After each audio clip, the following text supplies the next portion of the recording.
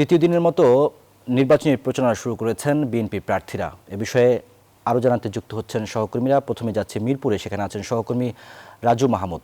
রাজু, ভোটাররা কি বলছেন, কেমন প্রার্থীকে তারা নির্বাচিত করতে চান?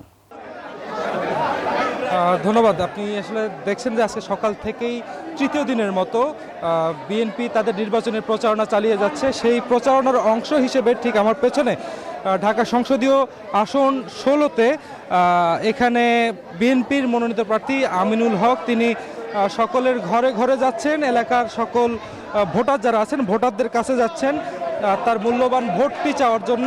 তিনি বলছেন যে এখানে যারা আছেন তার নির্বাচনী এলাকায় তিনি তাদেরকে কোনো প্রতিশ্রুতি দিবেন না। তিনি এই এলাকার সন্তান, তিনি এই এলাকায় যে সকল সমস্যাগুলো আছে তিনি সেই সমস্যাগুলো সম্পর্কে অবগত।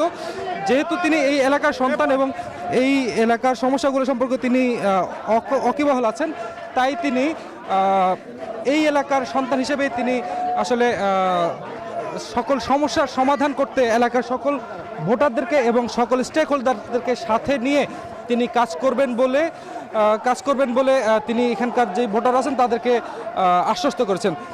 আসলে আমার কাছে এখন পর্যন্ত ঢাকা 16 আসনের এই হচ্ছে সর্বশেষ। আমরা এখন চলে যাব নবাবপুর এলাকায়, সেখানে আছেন সহকর্মী রিশাদ, তিনি জানাবেন সেই এলাকার নির্বাচনী প্রচার। ধন্যবাদ রাজু আপনাকে।